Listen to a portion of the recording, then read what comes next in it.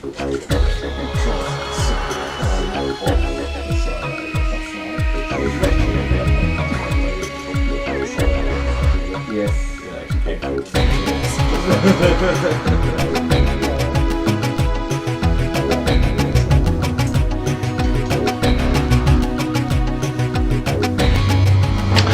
to the Midnight Gaming Council. My name is Pandas, and here with me this week is Vrbanac and Brad Sweet yet again. So, how's it going, guys? Yeah, not too bad. Yeah, sweet. Fuck yeah. No. Alright, it has been pretty hot today with the weather and stuff, so you can see Brad is stripped down in his singlet, but I'm wearing two hoodies, so I don't know what's going on. So, on today's menu, we're talking about online games and always online games, and just the pros and cons of such an arrangement, and the privilege of having games online and being able to play with other people and exactly. How good is playing online against your friends? It's pretty decent. Instead of AI, because sometimes AI can be pretty bad in games, and it's always better to play against humans because they're more unpredictable. You can chat and make some strategies with some mates or whatever, depending on the game. Always online though, not quite as good of a deal sometimes, because with the always online games you have to stay connected even if it's just a single player title. Where's the logic in that? Not good enough. So if you want to just get the game to play single player or campaign, and your internet drops out, or you've got no internet connection or no PlayStation or Xbox subscription, can't play it. That's it. Can't play it. Can't save it. What always online games have come to your memory, like recently? For Honor. Yes, that was an always online game, and it should not have been an always online game because it has a single player component. So why would you need to connect if you just want to play single player by yourself? If you want to play online with other players, fair enough. Connect online, log in, whatever. But to ask the player to log in before just so they can play single player, it's a bit silly. Especially when 20 years ago there was no such thing as online for consoles with PS1 and whatnot. Nintendo 64. I think online started PS2. You had the special Ethernet adapter. That era with PS2, you had the freaking adapter thing or whatever. Yeah. The Dreamcast. That was actually the first one that had a modem in it. You had the 56k dial modem thing or whatever. So that was alright. But yeah, what other games? So anything else recent? Yes, a couple of years ago, Need for Speed. That was always online. But they built it as well, you can seamlessly go in with your friends, this and that. But it is what it is. Sometimes it works, sometimes it doesn't. Like in the case of Diablo 3. Yes. So at launch, they had issues apparently. Yes, at launch they had issues with the servers, having to connect to the Blizzard servers, where people were dropping out, people not being able to connect, not being able to communicate with the Blizzard servers.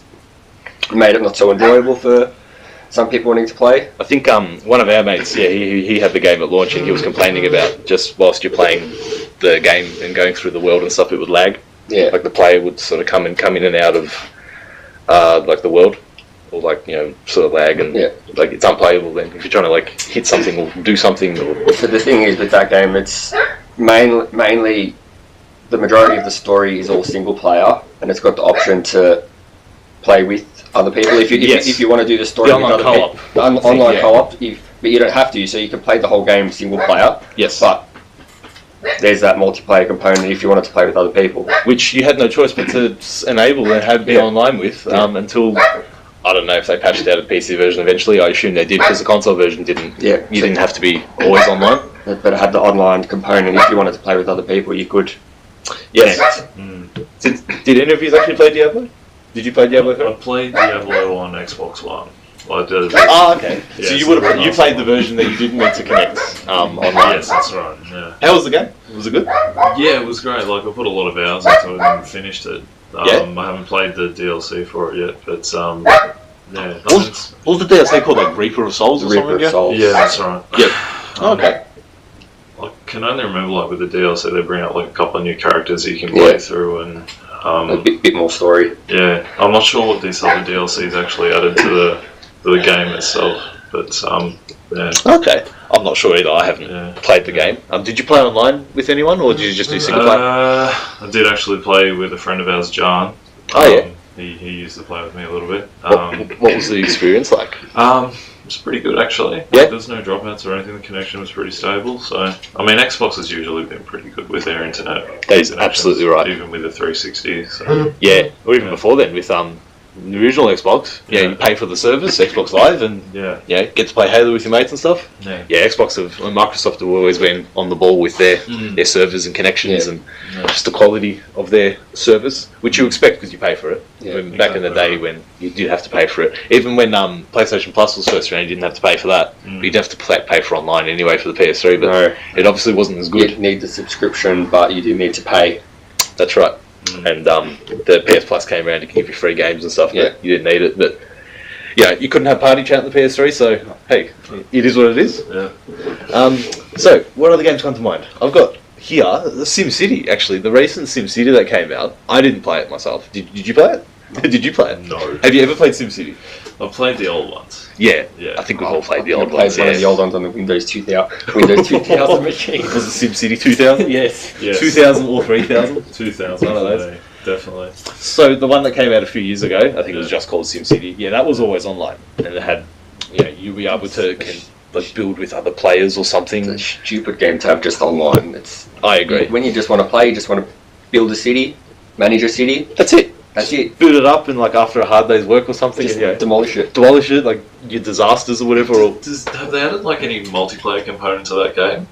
It'd be interesting to see if they actually. What sort of? I assume they would have. Yeah, I mean, if it's online, it has to be. For some, There would. There's an online component. How that actually implements an online component into a game like SimCity is a bit strange. I'm not sure exactly how it works. I mean, if we did our research before this podcast, for sure, maybe next time we should do that. But I think I know you could build cities next to other players, and you could I think visit them or trade commodities or something. I think so. If you needed nuclear power or something, you could trade it with another one maybe. Oh, yeah. I think it was just little things like that, but it was forced upon. It's sort of almost like a co-op build, but online sort of thing. Yeah, it feels like that almost. Yeah. That would be cool if you could build a city together or manage a city together or something. Yeah. It'd be interesting. How do you decide who builds what? Or stop building that train station over there. I'm building a school or something. I don't know. Oh, I'm just trying to build a hospital to cure someone from polio, like this guy. Yes. Did you visit the hospital to get your polio fixed, or what was the go? My body fought off the infection. And, your Croatian genes. yes, my Croatian Come genes strong. killed it off. Wonderful. And you were back after a week off. Yes. But I literally felt like I was going to die. That's True story. It's nice to know that you were here. Yeah. But did you game at all whilst you were sick? Couldn't even game up? Yes, I did. Oh, you did? Yeah. Oh, well, Yeah. Mainly on the Switch and handheld mode. fuck yeah. So when you're sitting in bed, you just... Playing the Switch. Wonderful. Cures all diseases. Obviously it does. He was able to be summoned to this week's Midnight Gaming Council. Indeed. Which is growing ever so much with 3 people here now, as opposed to just 2 or maybe even 1 if things didn't go to plan. And we have almost reached 100 views on our first video. That's pretty good. Yes, so we're 6 views off. So if this 15 or 16 subscribers to the... Yeah, I think we've got 12 subscribers. Half of them are just us. That doesn't matter. I forgot the guy's name. That random guy commented on a video. Did you say that one today, or? No. Okay, so there was a comment today, I forgot the guy's name, I was going to give him a shout out. I'll shout him on the next podcast. He commented on one of the Star Wars videos that I uploaded. He just it was a good comment, I forgot what it was. So yeah, shout out to you. I forgot your name, but you're awesome. Please subscribe, you forgot to subscribe. So, back on topic. Are there any other games that were always online, or just online that shouldn't be, or should be, or was really cheap at JB Hi-Fi was Battleborn. Ah yes, Battleborn, the Overwatch clan. So, Battleborn came out around the same time.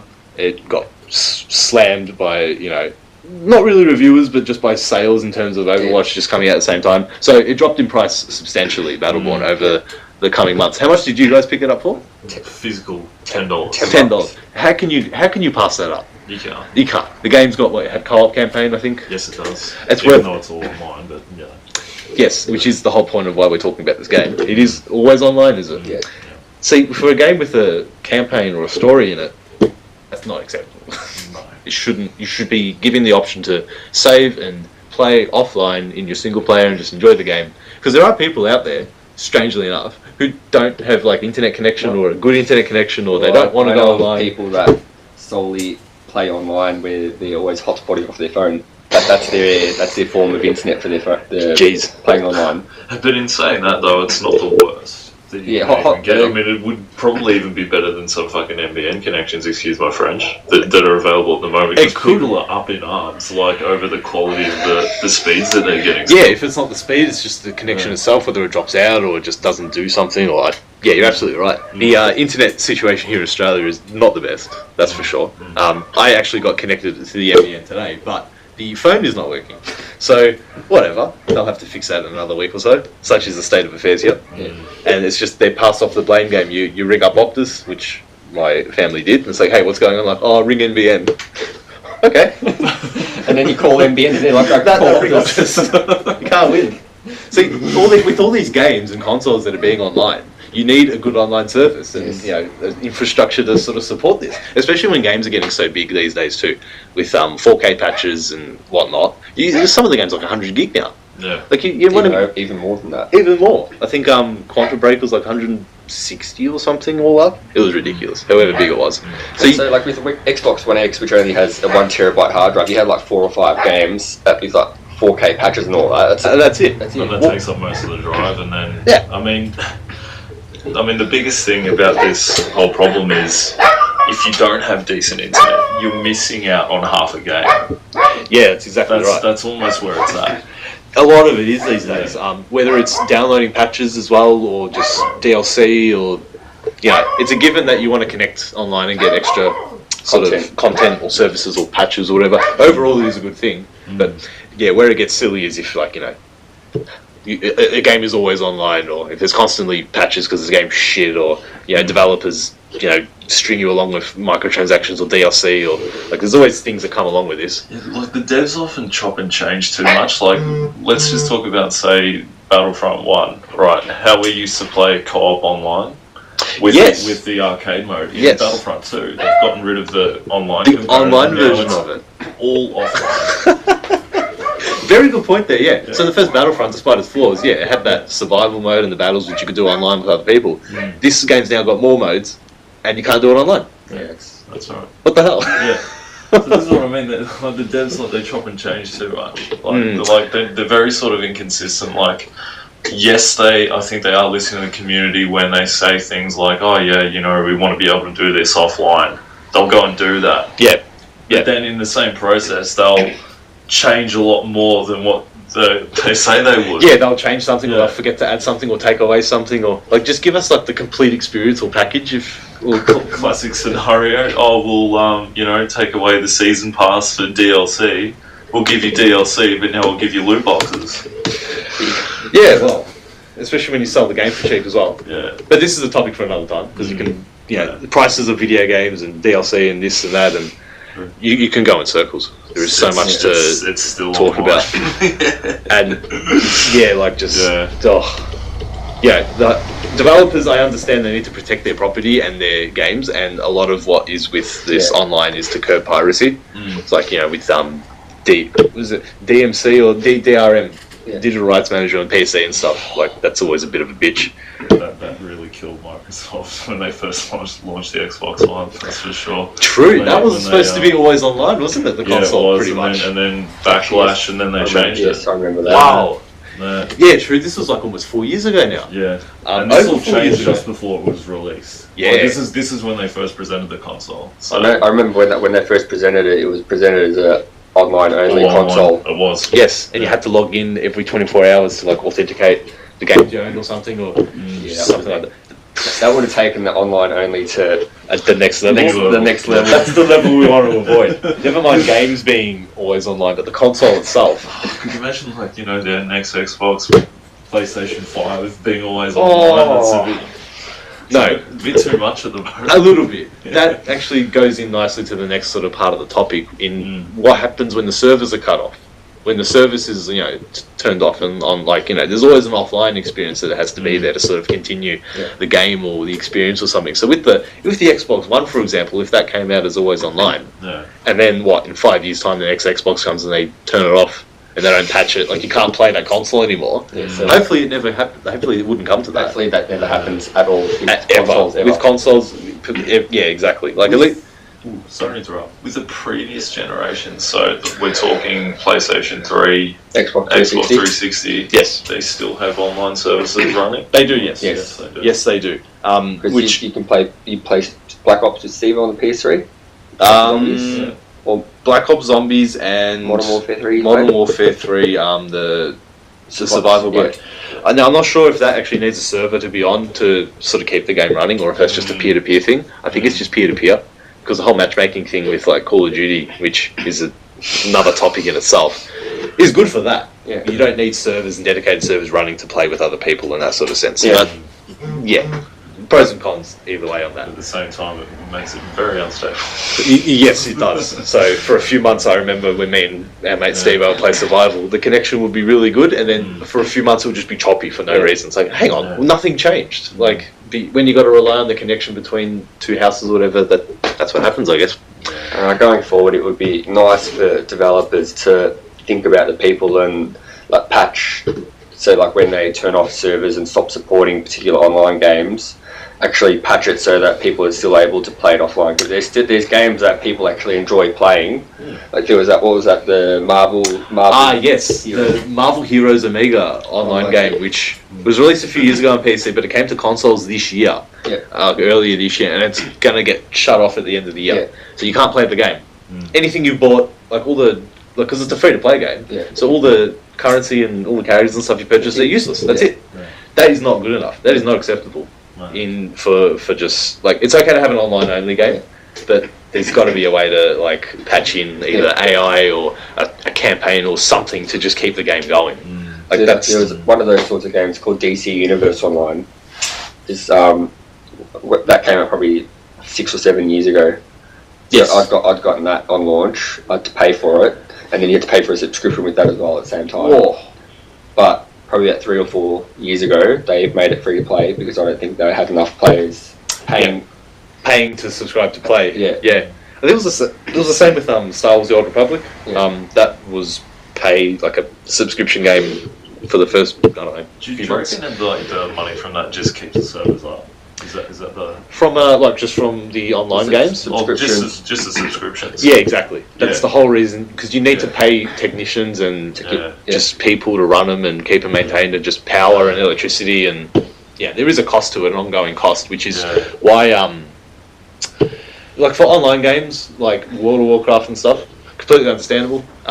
With Destiny, that doesn't have a subscription, so people complain about DLC prices and stuff. Well, you're not paying for the online aspect of it, so That pretty much falls under the subscription that you're paying for PlayStation. Plus, yeah, a little bit, yeah. Where that gets a bit sticky is when on PC you don't have to pay for a subscription, like for Destiny, for example. But you're paying more for the Sony sort of network to play with people in the, you're paying more for that, which Speaking of Destiny 2 on PC, I've been hearing a lot of people being banned. Cheating. Yeah, for cheating on the PC, which is interesting. I've heard of this too. Because they're able to hack it and use aimbots and all that sort of stuff. Right.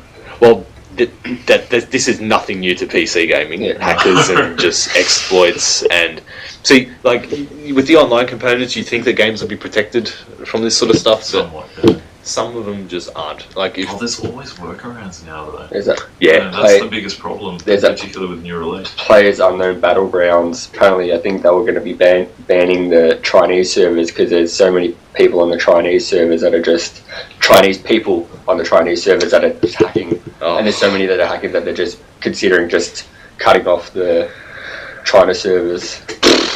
Funny you mentioned that. They're actually making a mobile version of Public Battlegrounds for the Chinese market. Yeah, that got announced like a few days ago. I don't know how. That's actually very interesting, because I was discussing with our mate Woozy, not GTA Woozy, Asian Woozy, who is also GTA Woozy. I was discussing with him last night that with an online game, you need servers running and stuff. Yeah, but this is going on mobile. So for a game like that to go play on mobile and online with other people, That's very interesting, actually. From a technical point of view. So they'd be targeting really high-end sort of phones and tablets As well. Yeah. Probably even like the laptops that are tablets, like those sort of things as well. Yeah, 2-in-1. The Surface things. Because I couldn't imagine whipping out your mobile and trying to play like a game like Public Battlegrounds on a mobile. Yeah, even a touchscreen in general would feel a bit weird. So I don't know what they're doing with that, but it's obviously a big deal. Because I think there's a Call of Duty game that's exclusive to China as well, Call of Duty Online. What, like a mobile platform as well? No, it's just an online game. Oh, but Call of Duty Online. Okay. Which is really interesting. But I guess when you got like billions of people in China, or over 1 billion people. Oh, of course, you've got a market to sell to. massive market there. No dramas there. Good thing that you brought up Public Battlegrounds though, because that is an online only game. By its nature, you're versing other players. I think when the game first, I know it hasn't officially released, it's still in early access. Yes. When it first released in early access, it was so glitchy in the start of the game. So like you have 100 people connecting to a server on this island and they're running around and it's just like early days it was that stable, huh? Yeah. So yeah, I guess it brings an interesting point about online games in general. It's just the nature of the beast where if no one's playing it, you can't play the game. So like Evolve is a perfect example. That came out when? Like last year or this year or something? Jeez, I think that could be even almost 2 years old now. Could be, actually, yeah. Now that started off as a normal pay, like full price game with how much DLC in it and online. There was so much sort of outrage in some parts of the community where they felt like they were paying full price for half a game. Yeah. Because there was no single player to it. I mean, you could play single player like by yourself and just shoot the monster, whatever. Yep. But the whole idea is you get together online with friends and you take down the monster. Or one of your mates bees the monster, and then well, that's same as that game Friday the 13th. So that's exactly right. 4 people on the island and one person is Jason. Yes. And then you got to. If you're Jason, you got to kill him. If you're the people, you got to do particular things on the island to escape the island. Yeah. But before Jason finds you and kills you. So you have to get I think there's a car and you got to find fuel, fill it up, and all this sort of stuff, and then drive away and escape. That sort of stuff. Here you go. So the mobile version of PlayerUnknown's Battlegrounds is in development. The Mega publisher is working with developer Bluehole to port the Windows PC hit to smartphones. They promises a similar PUBG experience on mobile, but people are remained to be seen how the company is going to be able to translate the shooter to a smaller screen. So it just says that more details will come out. That'll be interesting to see. We'll have a close look at that one. Yeah. Because I don't know how they're going to be able to replicate that experience on a mobile. That's very weird to me. And whether it will be online or not. Yeah. Like maybe it'll just be like, I don't know, bots or what have you. But yeah. Anyway, just to I guess sort of wrap things up and sort of finish off. Any other sort of thoughts on Always Online and online? I found it funny. I was at EB Games a few weeks ago, and I found it funny. Mum, who I saw was a bit uneducated, she was purchasing For Honor for her little son, which was probably about 10 or 12 years old.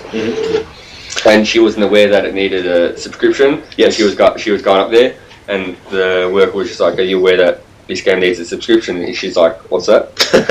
What's a subscription? So then the worker got an upsell of PlayStation Plus. Right. Probably like 3 months or however much. Yeah. That is a bit shitty. That where the games need the subscription as well as like the online aspect. It's not enough that you have to connect. You have to have the PS Plus or the Xbox Live to access certain features within the game. So you get uneducated parents that are buying games for their kids, and they're not aware of this, so that they go out to like Target or somewhere, they buy this game for their kid, and the kid's just like, "Oh, can't play this. I need the internet, or I need this, or I need a patch, or." Yeah. Like with Call of Duty World War II that came out recently, you couldn't play that at all unless you patched it. Yeah. Now, what if you aren't connected to the net? Yeah. What if in 20 years' time, just like PlayStation 1 and PlayStation 2, you just want to plug it in and play something? Yeah. Well, you have to rely on the bloody internet connection as well. You have to rely on extra stuff. It's not enough just to have the disc. Yeah. that's where it gets very dangerous and very tricky. Like, it's all well and good patching stuff to add some extra features and shit, but make the game playable. Yeah. Like, that nowadays games are so big that they can't fit them all on a disc. that is a slight issue too, yeah. The discs just aren't big enough. Which is kind of the fault of, I guess, Sony and Microsoft not specifying you could use bigger discs, but it is what it is, I guess. If they were to use bigger discs, they need to make the games more expensive. Even what the Switch is doing with, their cards, It's probably even a worse issue on the Switch because there is the capability of getting the bigger cards. But this is the whole argument. But the developers and publishers aren't going for it. No, the card is pretty much like a micro SD card. Yeah. Because you see micro SD cards can get to be as big as like 256, 512. Definitely. Then why can't they fit a freaking 32 gigabyte game on the cartridge? They just want to make money off it. That's the whole thing. I mean, they'll probably buy the cheapest one and the lowest and then just say you need to download a 16 gigabyte update to play this game. Yeah, exactly. As opposed to having it all on there, because the publishers and devs have to buy the cartridges off Nintendo, and you pay more of a fee if it's a bigger card. So I think you talked about this on the first podcast where you said, with particular in Doom, you had to download the multiplayer. Single player was on the cart. Yeah. And if you wanted to play multiplayer, you could download it, but you didn't need to download it. So you could put the card in and play single player. Okay. Yeah. So it was single player. So it was an optional download to play multiplayer, which I thought was good. Yeah.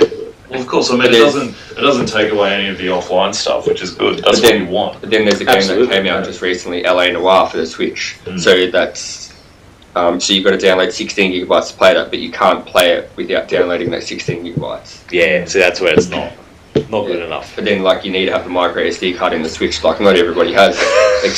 Which you think people that have external memory? Yeah. But then you also want to buy the console and have it work, right? But it's just that could be for another episode. Another episode, there's plenty to talk about here in the Midnight Gaming Council. Just to sort of add to just finishing off, there is obviously a positive argument to having always online. It's not always a negative thing. Absolutely right. Because it allows you to just get straight into online, just team up with your mates instantly almost. Yeah, if you're partying up, it's like, oh, hey, you want to play this? Yeah, just off you go, just jump in straight away. But the biggest problem is just getting the net infrastructure built in these other countries to bring it up to the standard that, all these other countries are at, so you can play with more people exactly and stuff. Right, because this is the whole issue. Yeah. I think at the end of the day, a little bit. No, you're absolutely right. Yeah. Because when you have a game that's online, and with millions of people buying PS4s and millions of people playing games, there is a potential big market there to play online. And a lot of these publishers and devs wouldn't go with these sort of games if they didn't think people would play them. But it's making sure the internet and the connections and everything's all nice and smooth at the game itself. Because if it says online, like Call of Duty, for example, we talked about this before as well. Like, you want to buy it, and if it says you want to play with 6 people, you want to be able to play with your mates. Log in, and it's all smooth, and away you go. We weren't able to do that. No, we were not able to do that for the first week or two. It was absolutely ridiculous. It was. It's thankfully it's fixed now. Yes, it is. Thankfully. Yeah.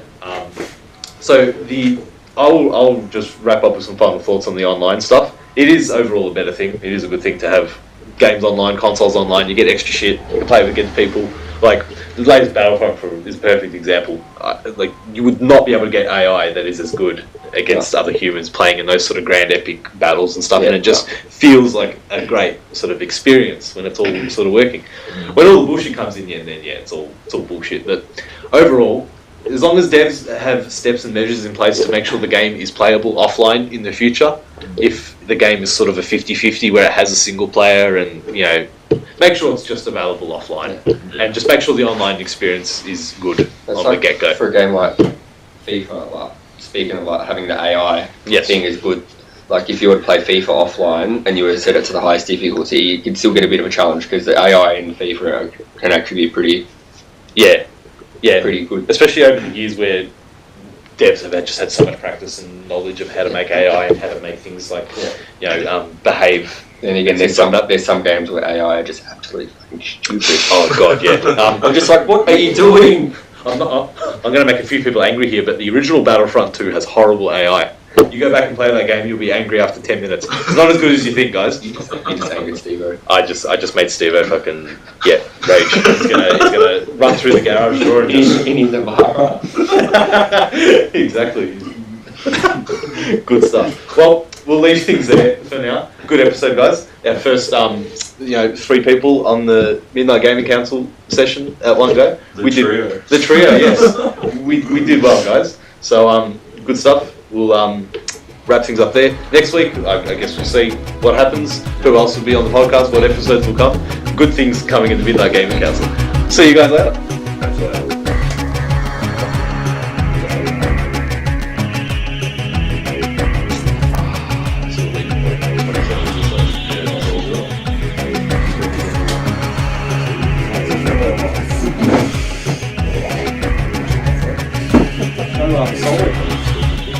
Oh no! Oh wait, you can see it. I finished it before him.